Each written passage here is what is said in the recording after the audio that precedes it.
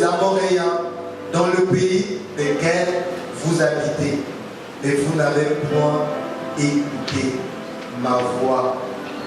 Puis vint l'ange de l'Éternel et il s'assit sur le térébinthe d'Ophra qui appartenait à Joas, de la famille d'Abiézer. Gédéon, son fils, battait du froment au pressoir pour le mettre à l'abri de Madian. L'ange de l'Éternel lui apparut et lui dit: l'Éternel est avec toi, vaillant héros. Amen. L'Éternel est avec toi, vaillant héros. Cette histoire que j'ai lue, c'est l'histoire du peuple d'Israël à un moment où ils étaient oppressés par les Madianites. Mais on voit la cause de leur souffrance. Et ils étaient très malheureux parce qu'ils avaient fait des choses qui avaient déplu à l'Éternel. Et ils s'est retrouvés sous l'oppression de l'ennemi. Mais comme il y avait une alliance entre Israël et Dieu, la Bible nous dit: l'Éternel envoya un prophète. Alléluia. Depuis que cette assemblée est venue à l'existence, on n'a jamais reçu en ce lieu un prophète. Quelqu'un qui a le ministère prophétique. Le Seigneur a fait grâce d'une manière exceptionnelle, d'une manière inattendue, qu'un prophète vienne nous visiter. Et nous croyons que c'est de la part de Dieu. Et parce que nous avons vu des signes et des prodiges. Alléluia. Il a parlé de la part de Dieu. Et nous remercions le Seigneur pour cela. Je ne sais pas, peut-être tu te retrouvais dans une situation difficile et comme Église aussi, nous avons vécu de moments difficiles, mais nous croyons qu'une nouvelle ère s'ouvre devant nous. Nous le croyons. Alléluia. Parce que quand Dieu envoie exceptionnellement un homme, c'est toujours pour un but précis. Et nous saisissons cette grâce.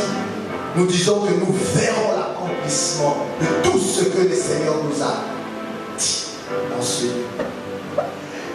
Je ne sais pas quelle parole tu as reçue cette semaine, ou bien en méditant la parole de Dieu, ou depuis le début de cette année de l'élargissement, et comment tu te comportes face à cette parole, face à cette révélation. Et j'aimerais te dire que la parole de Dieu est la vérité. Dieu ne ment jamais. Jamais. S'il arrivait que Dieu puisse mentir, non, il ne serait plus Dieu. Or, cela est impossible. Impossible. Dieu est Dieu. Il restera Dieu. Sa parole est la vérité. Et aussi, comme je vous ai dit, c'est une chose de recevoir la prophétie. Mais il y a aussi des gens qui sont morts sans pour autant voir l'accomplissement de ce qu'on leur avait prédit. Dieu a-t-il menti? Dieu ne ment jamais.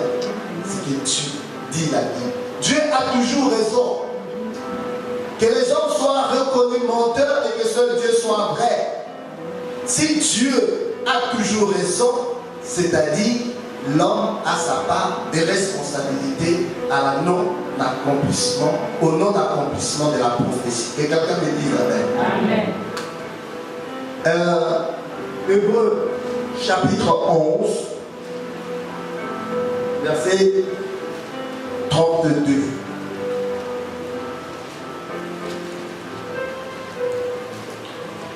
Hébreux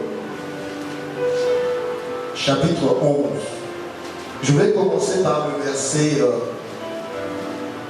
32 jusqu'à 33 et nous lirons aussi le verset 39.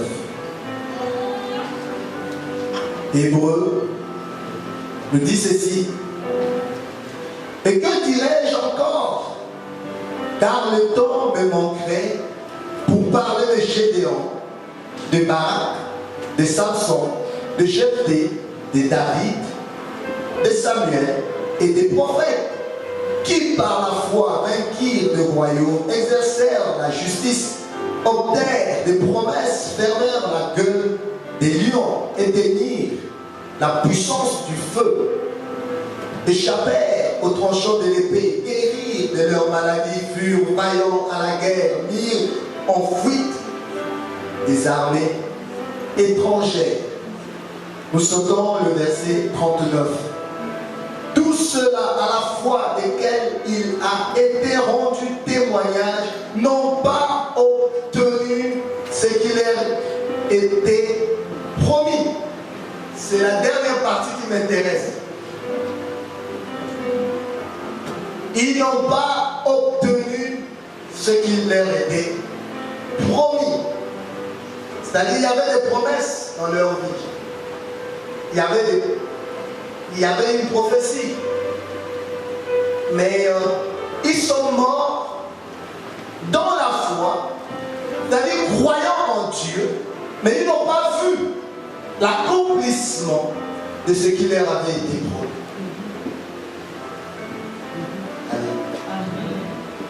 Or, la Bible nous dit, dans Hébreux chapitre 4, verset 2, suivez-moi très bien. Hébreux chapitre 4, verset 2. Car cette bonne nouvelle nous a été annoncée aussi bien qu'à eux. Mais la parole qui leur fut annoncée ne leur servit de rien. Parce qu'elle ne trouva pas de la foi chez ceux qui l'entendirent. Amen. Dans ce cas ici, il n'y a pas eu accomplissement parce que la parole n'a pas, ils n'ont pas cru à la parole. Donc ils n'ont pas manifesté la foi. Et cela fait en sorte que la promesse est restée vaine. Mais dans le cas de Hébreux chapitre 12, on nous dit, on nous parle des héros de la foi. Donc, ces personnes avaient la foi. Mais comment se fait-il? Ces gens qui avaient la foi aussi sont morts sans avoir l'accomplissement de la promesse. Très important. Donc, quelque part, quelque chose a manqué. Le verset 40 nous dit, parce qu'il ne devait pas arriver sans nous. Mais on parle de quoi? Parce qu'il y a des promesses qui se situent dans l'éternité, leur accomplissement. Et on parle de ces héros de la foi, de ces gens de l'Ancien Testament qui n'avaient pas le Saint-Esprit et qui n'étaient même pas sauvés. Il y avait la promesse du Messie. Donc pour eux, le Messie, c'est... Donc, mais il y a certaines choses que eux, ils devaient expérimenter, mais ils ne l'ont pas expérimenté. Nous devons faire attention. Quand on nous enseigne la parole de Dieu,